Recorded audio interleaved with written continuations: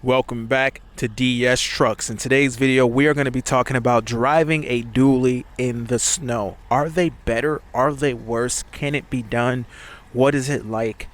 And in this video, we're going to be using our 2020 F450 with the 6.7 Power Stroke diesel V8. And we're going to be talking about it. We're going to be doing it. Let's go ahead and jump in the truck and get to it. So, yeah, 6.7 Power Stroke the truck does have. Four-wheel drive. We're gonna drive the truck with and without four-wheel drive, and we're gonna see how this truck does. Let me get my camera set here. Take this off. This is for an action camera, and I want to mount this one right here so that we can see. Pretty good. It's kind of under the chin. I'm gonna run it kind of right here. Hopefully I got good audio. But yeah, how does the F450 do? It's a dually. How are dualies? Got my phone charger right here. Boom. Throw that up on the mount. So yeah, we're in two-wheel drive. We're snowing right now. We got about a half an inch. But this is a very slippery half an inch. Like, it's compressed. The traffic is compressing the snow down. And it's making things quite icy. There was actually a big pile up on the freeway where a bunch of vehicles all slid off into each other, and big mess. And it's just the perfect storm for slick driving. So right here is kind of clear, but we'll take advantage of the side streets and see how this truck does. So this is a heavy truck. This truck almost weighs 10,000 pounds empty. And there we go, a little spin. We do get a little spin, but the truck does move. Now, keep in mind, I do have maybe 1,000 pounds in the back, so that's definitely changing some of these dynamics. Without that extra weight in the back, with these tires, these are factory Continental tires. These tires aren't known to be good in the snow. Although for me, it's never been an issue, but the Continentals, they have a horrible reputation for snow driving. Now, with the plow in the truck and plowing snow and all that stuff, I've done a ton of winter driving, and they can get a little bit dicey at times. I don't think it's as bad as everyone says. From my experience, it has been a little bit funky at times. Like, it'll give you a little bit of false confidence, and then it might slide off somewhere without you really knowing. So something down the road, I do want to go ahead and get some of the good winter tires. It's a little bit harder because of the commercial. Oh, there you go. See, like I said, it's all ice up under here. So as you saw, the truck kind of just kicked out. I hope you could have perceived that. With the limited slip that this truck comes standard with, being an F450, I'm not sure if the 350 dualies come with limited slip right now. But I think it's common for a lot of dualies just straight up to have the new ones to straight up run a limited slip. And it really does improve the two-wheel drive capabilities. And it stops all that squirreliness, because you do have tires that stick out the rear. The two rear tires, the outside tires, stick out wider than the width of the truck. Having that limited slip, I'm telling you guys, it's like the truck wants to straighten itself out. It just, when it kicks out, you've probably, I don't know if you've seen this video, I think it's circulating Facebook. There's like a F350, or I think it's a 350, and it's just snow drifting everywhere. Like, it's just sideways, and the guy's just got full control. And that's kind of how this truck is with that limited slip. It just wants to kind of kick out, and then it just, when you let off the gas, it straightens back out. So that limited slip on the 450 is really a good thing. And I better put on my seatbelt before anyone knows, because people will comment and let me know, hey, you're not wearing your seatbelt. Notice there's no beep. There's a way to get rid of your seatbelt beep, and I got a video of that. It's like some kind of weird procedure where you like click it and click it and click it and stuff, and then it doesn't chime at you no more. But we'll wear my seatbelt for safety. But yeah, the limited slip, definitely, it'll kick out and then it'll straighten back out for you. So definitely improves the capabilities. I'm going to get off of the main roads so that we can find some slippery stuff. Now, one of the big controversies is when to use your four-wheel drive. The manual kind of says as long as it's wet, it's okay. It's kind of what the manual says. It says also winter driving conditions can require four-wheel drive. So technically speaking, this is winter driving. We're not in just yet, but this truck, from my experience, other trucks with the same gear ratio as this one tend to be more forgiving in four-wheel drive, is less binding up and stuff. This truck's geared to 430. So let's go ahead and turn here. We're still in two-wheel, and we'll go ahead and turn over here on this street right here, Rosedale. This street's kind of clear. There's a little snow action there. So this is one of those situations where that four-wheel drive might give you a little false security because it is so icy, and it will get you so much more rate of speed that it'll get you going quicker, and it's also going to be harder to stop. So still in two-wheel, but at the same time, being in two-wheel, as you've seen, the truck can kick out a bit. So if you're going up in between like trucks and other vehicles, and you're in between these vehicles and the thing decides to kick out a little bit, that could be an issue. You don't want the truck kicking out on you in tight spots, because then it could hit something. Nice salt spreader right there, big old stainless steel. And that's not what you want. You don't want the truck kicking out and hitting stuff. There's a stop sign. Got to kind of be proactive on these, because this truck, this weight, and these tires, you can accidentally slide on through one of these lights. So let's see how we get this thing up to speed here. Don't want to go. But guys, even though it's not going, it's not losing control. So that's kind of the thing about these 450s, is I'm going to go out and say, like, this is one of the best trucks I've had in the snow, and I haven't put in winter tires on it yet because of that limited slip, because the four-wheel drive, the gearing's pretty good. Yeah, it's been one of the better trucks that I've owned for winter driving. So let's go ahead and, so a lot of guys won't use four-wheel drive in these weather conditions because of these dry patches of concrete. Relatively dry, they're still wet, but being that, say we're in the slick stuff, obviously the slick stuff that you guys see, we could use our four-wheel drive.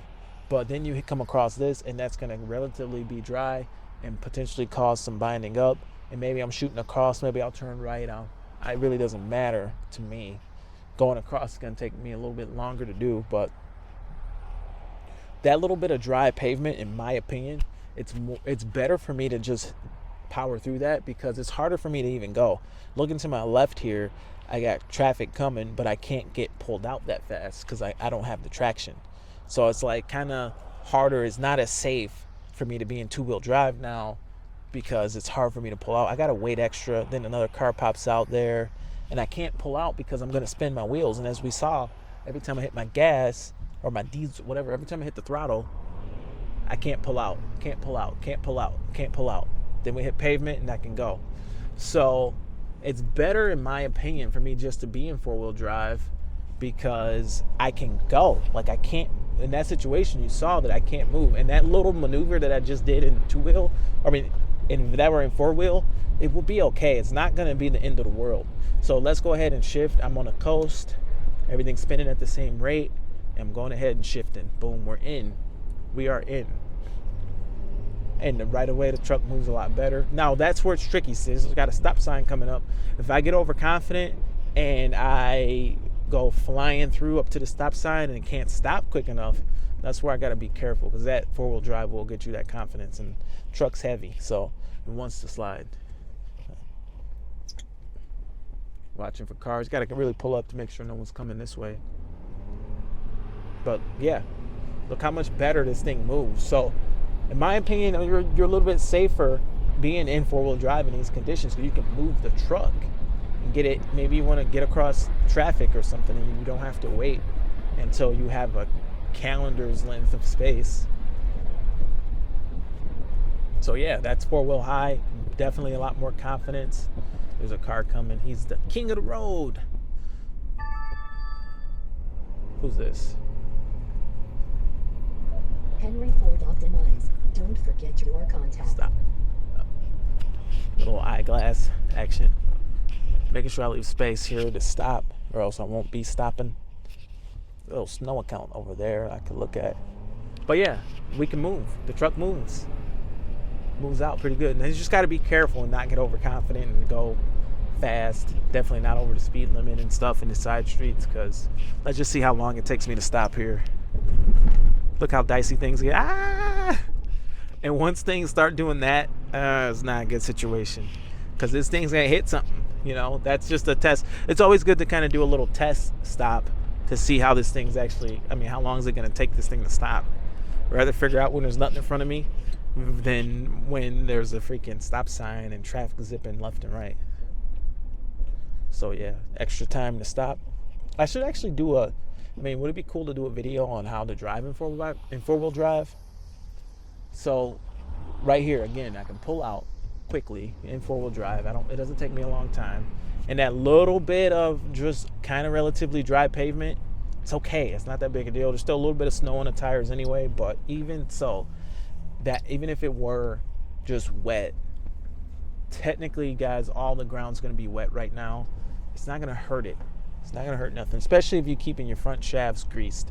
That's one of the things that a lot of people don't know, and a lot of dealers don't do when you take your truck in for maintenance, is they won't grease the front drive shafts. The front drive shafts have universal joints that need to be greased every oil change, and they don't do it. And also, if you can get a hold of some good full synthetic like Amsoil grease, maybe like a good full synthetic Mobil 1 grease. I've had a lot of success with full synthetic Steiner grease, but right now I just run Amsoil. I feel like it's a superior grease, and that kind of grease going into those bearings, man, those little bearings on the front half shafts, that's the way to go in my opinion. So this winter driving stuff is definitely something to be aware of, and maybe I'll just do that video. I don't know. But yeah, still in Rosedale, still in the shores. Yeah, definitely just gives a lot more confidence to be in four-wheel drive. It's funny because I know so many people that will not drive their trucks in four-wheel drive until it's absolutely necessary. Like, it's gonna be a bad thing to turn on four-wheel drive. And the systems, guys, they're not fragile systems. Systems are very strong. Like, I think if you turned on your four-wheel drive and just drove around all the time with it, you most definitely have tire wear issues and all that. But I think you go through a set of tires before you actually broke anything. It's hard to say. I don't know, but the systems are very strong. The front axle, the big Dana 60 up front.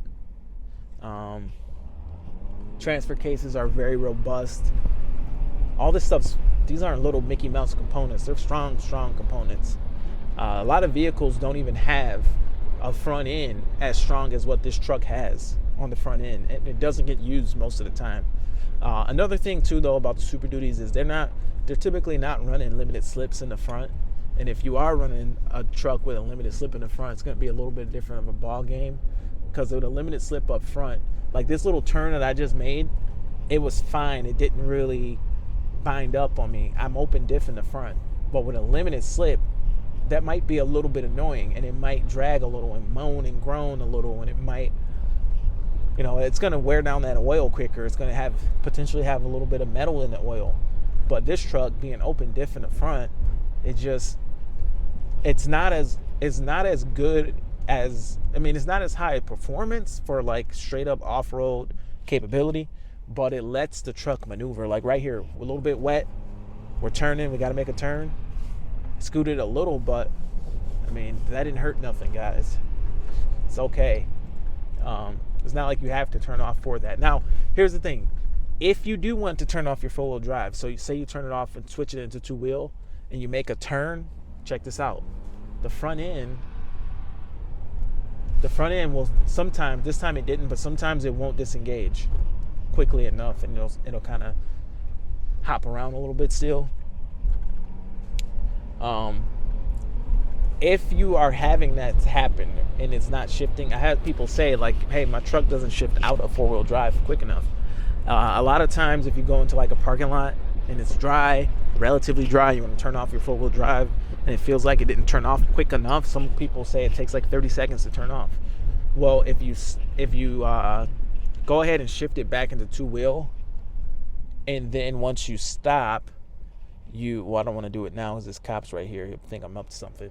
But you stop, and then you just rock it backwards real quick, and then go like that, neutral and drive. That'll relieve all the tension and let that front end shift out. I think the front hubs sometimes take a little bit longer with those vacuum hubs to shift out, and you might still feel the front end make a little shimmy after you shift out. I think the transfer case shifts out pretty quick with the encoder motor going in there. It's all electronic, so that part shifts out fast. I think the front end vacuum actuator part is a little bit slow at times, but yeah. So driving on dry pavement or relatively dry pavement in 4-wheel drive, when you're going straight, nothing really is happening. So right now we're driving relatively straight. In order to shift in, you want to be on a decel. I like to do it at less than 50 miles an hour. The book used to say, back in the day, it used to say to shift at less than 55 miles an hour. And then sometimes it would be like, if you tried to do it over 55, you might get a message saying, hey, we didn't shift good. You need to pull over and put it in reverse and creep forward again. Kind of like how I just showed you, in order to get the truck to fully complete its shift. I've had that happen. But now, after around like 2017, 18, they even took that 55 mile an hour limit for shifting off. Now, I used to be able to find that. I had a 15 to 50 and it had a 55 mile an hour limit shifting in and out. In the past, Super Duties had a 55 mile an hour limit in order to shift in and out. But now they don't even list that limit. I still follow that though. I've heard the noises of the ratcheting and stuff, and I don't want to have my truck making any of those noises, ratcheting sounds, trying to connect and trying to grab. I usually do it under 45 with my Super Duty. Now with my 150s, I've never had a problem. I've always shifted at any speed, as long as you want the tires and stuff to be spinning at the same speed. You don't want the rear tires to be spinning faster than the front. You don't want to be under so much power that the rear is spinning. You really just want to be like foot off the throttle, coasting, and let the truck shift. But I'm actually in 4-wheel drive right now, and being that I'm not making sharp turns, nothing is happening, and there's nothing wrong with doing this. I mean, over on that side of the road, the left over there, coming back the other way, it's kind of icy over there. Like, it's gonna be, what if I get up here a half a mile up the road, and all of a sudden there's like snow and ice, halfway snow, halfway ice. What am I gonna, at that point, I'm not gonna be able to shift the truck quickly enough back into 4-wheel drive. I'm gonna be not able to move very quickly out of the way if I'm in the way. Or what if I want to turn around? All these islands, this center part, it's all icy still. I think they maybe salted the mains, but they didn't salt the turnarounds. And if I go in that turnaround, I'm not going to be able to pull out quickly because I'm going to spin the wheels. It's going to be a big fiasco. So it's okay, in my opinion. And you have to follow your heart. And I know a lot of people are afraid. It's okay to use your 4-wheel drive in these winter conditions. Just go in a straight line. Yes, it probably does put a little bit more wear and tear if you have to make a dry turn or something like that. But these trucks are built to work, and they're built to do a lot more than most people are willing to do with them.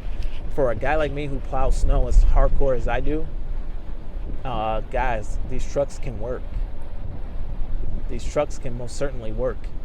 And a lot of guys who just own one and just maybe they lease it and then scared to put it in 4-wheel drive, is like, dang, you can put it in. It's going to be okay. Like, you're probably not doing that much, like, with it.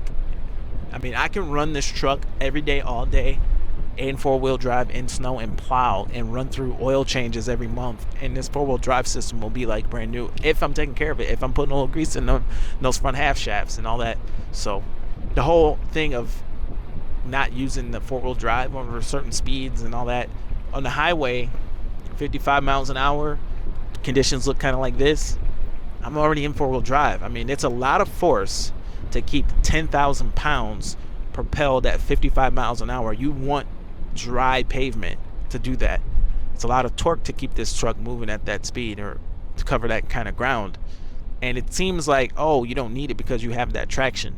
Not really. I mean, things can go sideways pretty quick on the highway. So in these conditions on the highway, slick, wet, could run into some unsalted areas out of nowhere. I'm in it. I'm in four-wheel drive. So let me see. I'm gonna bust a turn here once I get one that's actually usable.